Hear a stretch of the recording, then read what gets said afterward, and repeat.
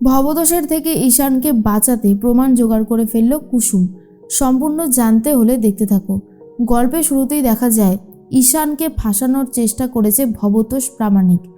ভবতোষ ঈশিকাকে মেরে দিয়েছে। এরপরেই সেখানে চলে গিয়েছিল ঈশান। ভুল করে ঈশান একটা কাণ্ড করে ফেলেছে।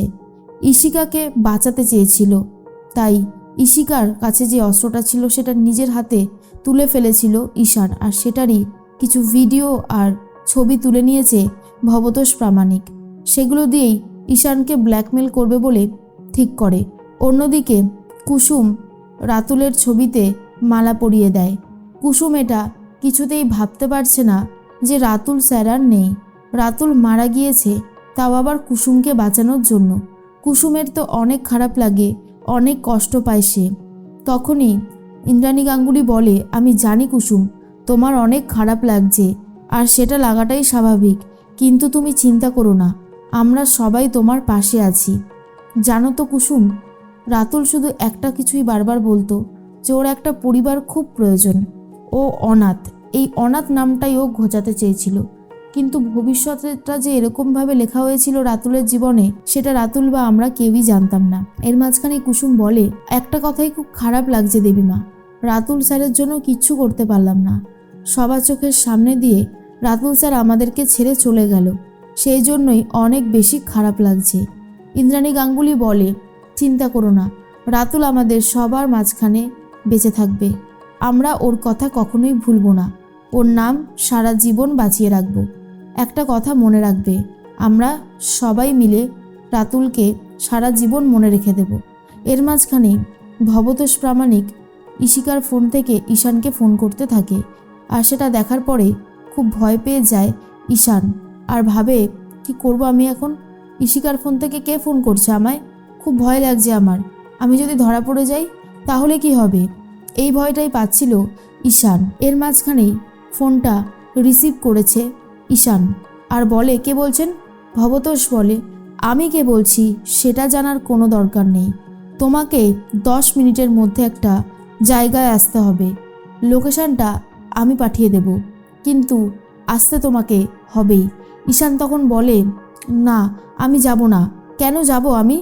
ভবতোষ বলে, তুমি যদি না আসো তাহলে তোমার কিছু ফটো আর ভিডিওস আমি সবার কাছে পাঠিয়ে দেব, তারপর কিন্তু জেলের ভাত খেতে হবে, সেটা কি ভালো লাগবে? ঈশান বুঝতে পারে সে ফেঁসে গেছে, চাইলেও আর কিছু করতে পারবে না।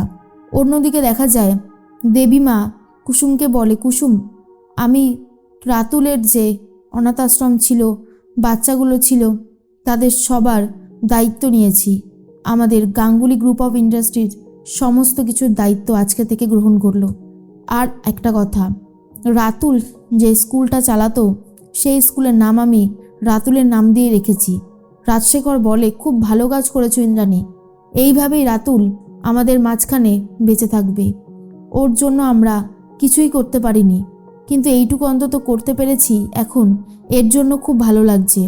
ইন্দ্রাণী গাঙ্গুলি বলে, আমার যথা সামান্য চেষ্টা করেছি, জানি না কতদূর কি করতে পেরেছি, তবে আজকে থেকে এই সব কিছুর দায়িত্বে আমি কুসুমকে রাখতে চাই। তখনই মীনাক্ষী এসে বলে, দিদি, তুমি সবসময় কুসুমকে নিয়ে এত বাড়াবাড়ি করো কেন বলো তো? কুসুমকে নিয়ে এত বাড়াবাড়ি করার কোনো দরকার নেই, তুমি এক কাজ করো, এই সমস্ত দায়িত্ব বাড়ির অন্য কাউকে দাও। তখনই ইন্দ্রাণী গাঙ্গুলি বলে, আমি কাকে দায়িত্ব দেব না দেব সেটা আমি তোর কাছ থেকে কি শুনবো? এরপর কুসুমকে দিয়ে সাইন করিয়ে নেয়। 10 মিনিট হতে বেশি সময় বাকি নেই। অবস্থা খারাপ হয়ে যায় ঈশানের। ঈশান কি করবে বুঝে উঠতে পারছে না, কিন্তু যেতে তাকে হবেই। কুসুম বুঝতে পেরে গিয়েছিল ঈশানের কোনো একটা প্রবলেম হচ্ছে, তাই ঈশানের সাথে কথা বলতে বাগানে চলে যায় আর বলে, ঈশান স্যার, আপনি কোথায় যাচ্ছেন? কি হয়েছে আপনার? ঈশান বলে, আমার কিছু হয়নি, আমার যদি কিছু হয় তাহলে আমি তোমাকে বলবো, আমি কি তোমাকে বলেছি? তাহলে তুমি এরকম বাড়াবাড়ি করছো কেন? কুসুম বুঝতে পারে কোনো একটা চিন্তা থেকেই ঈশান স্যার এই কাজগুলো করছে, না হলে ঈশান স্যার তো এরকম করার মানুষ নয়, সে কখনোই এত খারাপ কিছু করতে পারে না।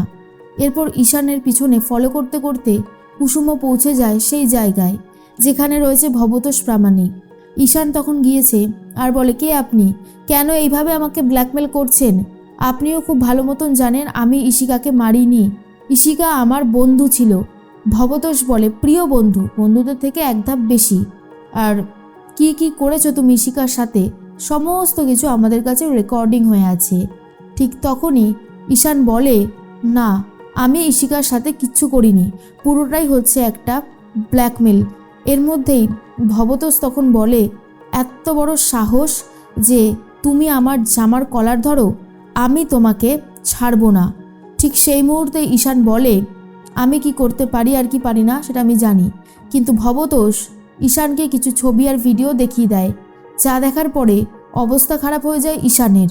আর তেমন কিছু সে বলতে পারে না, আর বলে, আমি জানতাম যে আপনি, কারণ আপনার গলাটা আমার খুব চেনা লাগতো। ভবতোষ বলে, আমি তোমাকে দুটো কাজ দেব, আর সেই কাজ দুটো করে দিতে পারলেই তোমার মুক্তি। প্রথম কাজটা হলো, এখানে তোমাকে ইন্দ্রাণী গাঙ্গুলিকে দিয়ে সাইন করাতে হবে। আর সেকেন্ড কাজটা হলো ফর্মুলা।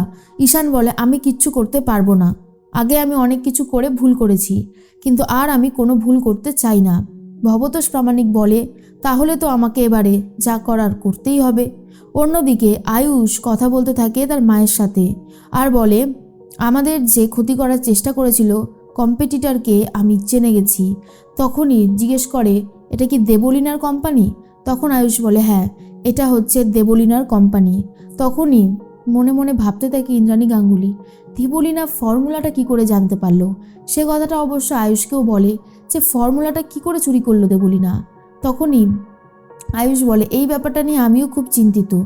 অ্যাকচুয়ালি দেবলীনা আমাদের প্রোডাক্টের দাম জেনে নিজের প্রোডাক্টের দাম অনেক বেশি কমিয়ে দিয়েছে, আমাদের কাস্টমারদেরকে টার্গেট করেছে। ইন্দ্রাণী গাঙ্গুলি বলে, ঠিক আছে আয়ুষ, ফর্মুলা চুরি করে বেশি দিন কেউ এগোতে পারে না, ওই চুরি চাচরামো করে ও কিচ্ছু করতে পারবে না, দেখাই যাক শেষ পর্যন্ত কি হয়।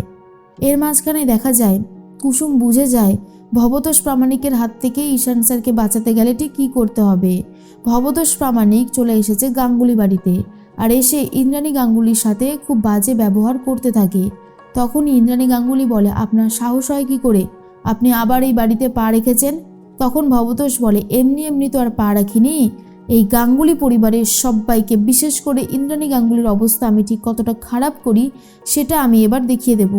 দেবীমার সাথে এত খারাপ ব্যবহার করেছে ভবতোষ, তাই কুসুম আর নিজের রাগ চেপে রাখতে পারে না। কুসুম সপাটে এক কষিয়ে চড় মারে ভবতোষ প্রামাণিককে, যা দেখার পর সবাই অবাক হয়ে যায়।